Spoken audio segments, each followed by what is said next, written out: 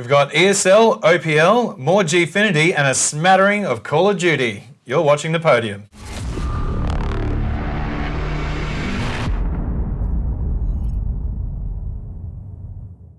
Welcome to the Podium, where we take a look at the biggest hits, epic takedowns, and classic comebacks from across the world of esports.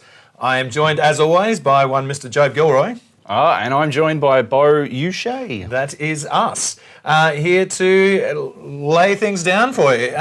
So first, cab off the ranks, so to speak. We're taking a look at the ESL, which the CSGO Championship Series. Yeah, the ESL, Australia-New Zealand, Season 6, LAN Finals at Supanova Sydney. You know, Supanova Sydney was on this weekend, and there was a lot of good esports on going out there, if you're out there. But for those watching at home as well, you know, there was still great stuff. The CSGO in particular was fantastic. It went down to the Chiefs versus Order in the finals, and that's a matchup that I always like to see. Love to see the Chiefs get up there, and that they did. They managed to win it, which was fantastic. Let's take a look at the clip. Flix goes bananas to make it happen against Order. Yeah, Dizzy misses a shot there, so let's not get too far ahead of ourselves. Anyway, we'll keep having an eye on the action here. Text, they almost walked into his spray, but Order looks like they're going to be coming away with this round, although Apoc might have other ideas, and Flix as well. Now in the 1v2, he's got a real chance. He knows where that final one is, and Flix, he shuts it down, 12-2.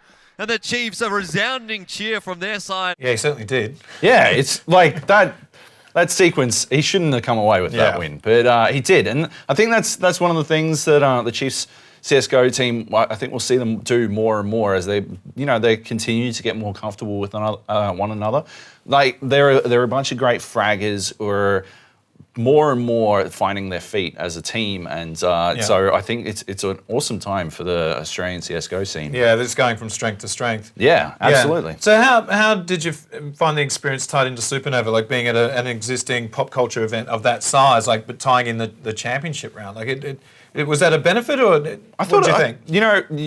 You know, watching from home, I didn't go out there, but watching from home, you could hear the crowd getting into it, and I thought that was awesome. I think it would have really helped lift the players as well. Every time you talk to players, they always feel the crowd's energy as well. So I think it could have only been a good thing. Yeah, no, it's good to see them mixing up, especially for the championship games. Like, yeah, exactly. Pretty big deal. So keeping up with the amazing acronyms, we've got LOL, OPL, 2-2. Oh boy. Yeah, they just keep on coming. Just rolls off the tongue, doesn't it? It's good. But you were quite impressed with some of the action that you saw this week. I mean, there was a lot going on that I thought was great, but nothing could beat Tectonic versus Order. It's one of those situations where I think Order went in last split. There were some teams that you could sort of coast against if you're a team like Order. Yeah. And this split, that's just definitely not going to happen. It definitely cannot happen. And Tectonic stood tall and took it to Order, and I thought it was, it played out really well. Let's watch this. This is the ending of Game 2. They managed to 2-0 Order, and if you were Order, you'd probably think that shouldn't happen. But well, shit, it shouldn't. Yeah, check it out. And Swiffer needs level 16. I mean, this is one of those things. Knockup misses. However, FBI turns around, nearly gets blown up. He goes to the back, Gunkrab picks up the kill, and this could be it. This is Tectonic for the first time in nearly a year and a half, looking to 2-0 Order. Gunkrab is absolutely popping off. Dives 1v3 into the backline. The substitute is carrying Tectonic to the win. Absolutely, they push in. They're going to break the base in the second position, and there is still 30 seconds left. They're looking now at the Nexus turrets. Paprise is massive in the front line. They give him the shields and he's starting to rip in. Flash forward, they pick up Swiffer. That'll be game. Tectonic now looking for the second Nexus turret. The Nexus is now going to be under fire, and the rookie AD carry steps onto Summoner Rift and knocks down Order. A Tectonic 2-0 over Order. It's a slightly longer clip, but it's one of those, it can be hard to convey the entirety, or, it's a highlight, right? But there's so much that goes into why Tectonic managed to put that one together. They had lost an advantage and managed to take Baron, and it was back in their court again, and they seized the advantage, they seized the opportunity, and that was all that really mattered. They managed to get the win. Yeah. So why do you think the big improvement? Why do you think that because like you said last season they might not have been considered one of the most challenging teams to go up against, but then they take it to the chance this time around. Like what do you think the shift's been? Is it the team getting better overall? Is it a bit of a circumstance thing this time around? Roster movements and stuff like that definitely play into it. It is definitely a little bit of a case of complacency as well. But it's one of those things that I think ultimately the OPL is growing as a we've got some fantastic League of Legends players, and I think we're finally seeing teams lift to the level that they should be at. Yeah, and think you're seeing some of that like international competition that teams are getting involved with kind of filter down to the local. I mean, we're seeing international players coming over, so 100%. Yeah. And of course, the gloves were off, or the gloves were on, so to speak, in the Street Fighter tournament and GFinity Elite this week, and it was quite a great round in general across the board. Yeah, it was. The highlight we've picked is specifically Rups taking it to BK Sama, but. As you said, across the board, the teams played some fantastic Street Fighter. I think again and again, I'm seeing more and more. The Street Fighter is my favorite game in GFinity. It's exciting. The 3v3 format provides that sort of excitement, and the players. There's a lot of personality there, and they've got a lot of I guess time playing together and playing against one another, and so it conveys itself really well. But let's have a look at the clip now. Oh my god, look at that damage. That is look at that headbutt, and Rups has to do some winning here. He's in big trouble. All right, there's the EXP to try and get some stun back. Anybody's game here in the neutral now. Okay, BK Summer dashing forward, trying to get some offense going. Rups down about 50%. Here comes the V-trigger. Oh my goodness! Oh, look at that for Rups, and Rups loves that one. Love that one for days. So fantastic crush counter doesn't follow up. Here we go. Okay, corner now. This is Rups. Rups now with a chance. There's the EX headbutt into the V-trigger. Reset time. Oh, he dropped the reset. And Rups he's out of the corner. Rups is out. I like that play. Both players backing off. It's anyone's game here at the moment. Both even on health. Oh, strong over. BK Summer dashing confidently forward. Oh, good anti-air-to-air rather. I can't there's the command grab. Is that going to hit? That could be it. Is he dead? He might be dead. And just like that, and Rups puts a game on the board. So there you go, a bit of an unexpected result. We didn't expect that from Ground Zero, but fair bit of improvement on their part. Definitely, absolutely, some improvement from them. I think that's one of the great things that GFinity is bringing to the table. Yeah. This opportunity to play really high-level players week in, week out. The Chiefs. I talked to Somniac from the Chiefs on week one, and he was telling me that one of the things that the 3v3 format does is gives perhaps worse players an opportunity to get an upset, and it's then on the team to do something about it, and the Chiefs just weren't able to do it. I think that's one of the best things about it. I mean, it's less than that. The Ground Zeroes team managed to hold on to their advantage, to the momentum, and they managed to get the win, which is awesome. And that's great for future contests, right? Because you're going in each week, you kind of had a feeling that which team's going to get up, but now this just throws it all out the window. Yeah, exactly. Yeah. It absolutely did. It threw all the rankings out the window. So and that's exactly what we were hoping for in such a great domestically focused league like this. So it's great to see that the results are actually filtering through. Totally. So now taking a look at a little franchise you may have heard of. It's a shooter. It's called something of Duty. Yep.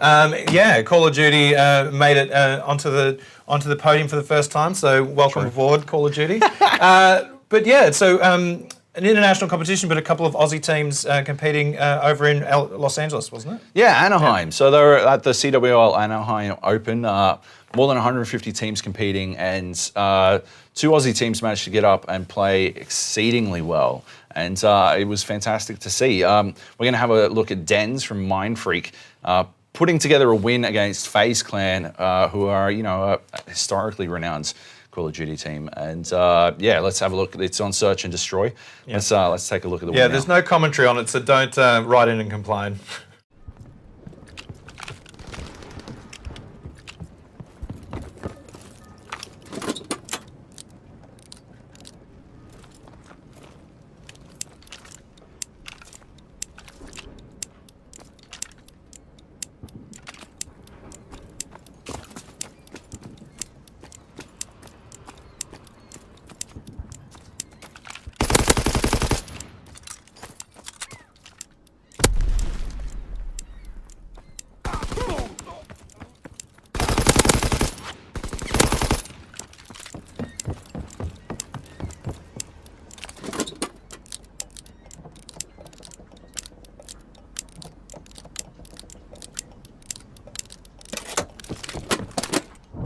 Yeah, so no commentary, but yeah, that was actually, it was pretty interesting. You know, both Tainted Minds and Mind Freak managed to get into the bracketing for the finals, and they were low enough in the brackets that they, you know, Mind Freak didn't warrant commentary, and Tainted Minds didn't even warrant a stream. Yeah.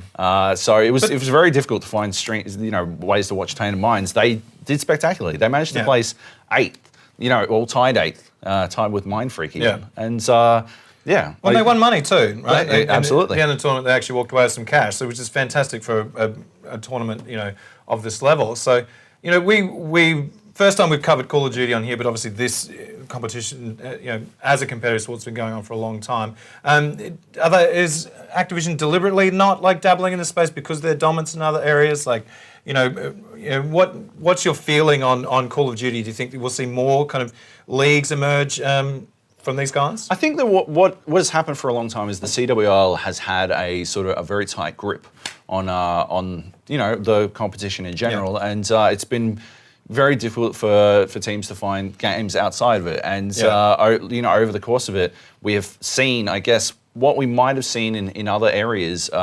That sort of stagnation a little bit. You know, the best teams get better, and the lesser teams struggle to find a way up, which I think really emphasizes the momentousness of Tainted Minds and Mind Freak's achievement this weekend. They managed, you know, they are not considered one of the top tier teams, but they should be now. You know, they should be talked about in the same sort of circles. The question, I guess, of whether or not we'll see more of it, it's hard to tell. You know, Activision could definitely support it a lot more, but at the end of the day, it requires a community to be actively involved and wanting to. And I mean, it does have a massive user base, one of the biggest user bases of any game on the planet.